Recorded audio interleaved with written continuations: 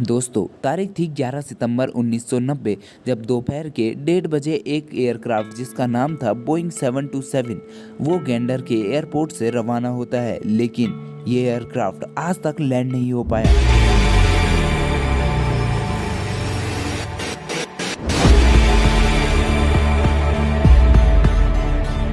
दोस्तों, पेरू की airline company जिसका नाम था फॉकेट पेरू, इसके पास एक एयरक्राफ्ट था जिसका नाम था बोइंग 727, लेकिन इसकी इतनी कैपेसिटी नहीं थी कि ये लॉन्ग फ्लाइट दे सके। लेकिन समर के टाइम पे अचानक से पैसेंजर की डिमांड बढ़ गई, जिस वजह से उनकी डिमांड फुलफिल करने के लिए इस बोइंग 727 को ड्यूटी पे ढाला गया। और क्योंकि इसकी कैपेसिटी नहीं थी कि ये एक चक्कर में पूरा राउंड लगा पाए इतने कम फ्यूल के साथ, इस वजह से इसको 4 स्टॉप दिए गए। पहला स्टॉप था इंग्लैंड में, दूसरा था आइसलैंड में, तीसरा था न्यूफोनलैंड में और चौथा था फ्लोरिडा में। और 11 सितंबर को फाइनली उन लोगों ने डिसाइड किया कि अब वो अपनी ड्यूटी खत्म करने के बाद वापस पेरू लौट जाएंगे। तो दोस्तों, आज के दिन फ्लाइट अटेंडेंट ने डिसाइड किया कि वो अपनी फैमिली के साथ वापस चले जाएंगे। तो अपनी फैमिली को मिला के टोटल प्लेन में 16 लोग थे, यानी 10 लोग केवल फैमिली मेंबर्स और बाकी 6 लोग क्रू मेट। क्योंकि दोस्तों, लगभग दोपहर के 1:16 पे आइसलैंड से ये प्लेन रवाना होता है न्यूफोनलैंड के लिए।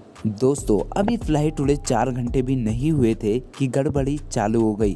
जिस फ्लाइट को अभी तक गेंडर यानी कि न्यूफोनलैंड में लैंड हो जाना चाहिए था, वो अभी अटलांटिक ओशियन में थी। और दोस्तों, यहीं पे आता है सबसे बड़ा सरप्राइज, क्योंकि अब ये प्लेन रेडियो के क्षेत्र से बाहर हो गया था। और क्योंकि दोस्तों उस समय जीपीएस की टेक्नोलॉजी अवेलेबल नहीं थी, इस वजह से इसकी लोकेशन का कुछ पता नहीं लग पाया। यानी अब प्लेन अपना रास्ता भी भूल चुका है और साथ ही साथ अब लोगों को किसी को उसकी लोकेशन भी नहीं पता है। और क्योंकि दोस्तों अब इस प्लेन को उड़ते उड़ते लगभग 5 घंटे हो चुके थे और इसके पास अब केवल 1 घंटे का फ्यूल बाकी। लेकिन दोस्तों, जब सारी फ्रीक्वेंसी फेल हो जाती है तो एक इमरजेंसी फ्रीक्वेंसी जिसका नाम कहते हैं गार्ड फ्रीक्वेंसी, ये अवेलेबल होती है। तो इन्होंने भी गार्ड फ्रीक्वेंसी पे ट्राई किया। और क्योंकि जितने भी एयरप्लेन हवा में उड़ते हैं उनमें एक ना एक आदमी इस चीज़ को मॉनिटर करता है कि गार्ड फ्रीक्वेंसी पे कोई मैसेज तो नहीं आ रहा है। और लकीली TWA फ्लाइट और यूनाइटेड फ्लाइट की फ्रीक्वेंसी गार्ड मोड पे ऑन, जिस वजह से इनकी आपस में बात हुई और बात होने पे कई चीज़ें पता लगी। पहला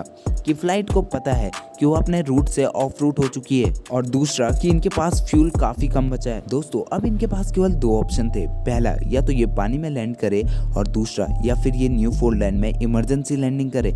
लेकिन अभी तो गड़बड़ी चालू हुई थी, क्योंकि उनका जो वेदर रेडार था वो उनको ढंग से लोकेशन नहीं बता पा रहा था। उन्हें एग्जैक्ट लोकेशन पता नहीं लग पा रही थी कि उनके आसपास सबसे क्लोज में कौन सा एयरपोर्ट है। इस वजह से उन्होंने पानी में लैंड करने का डिसाइड किया। लेकिन अब एक और मुसीबत आ गई थी। मौसम काफ़ी ज़्यादा ख़राब हो गया था, जिस वजह से पानी काफ़ी ज़्यादा अनस्टेबल था। और दोस्तों, वहाँ लैंडिंग करना काफ़ी ज़्यादा मुश्किल था, लेकिन फिर भी उन्होंने वहाँ लैंडिंग की कोशिश की।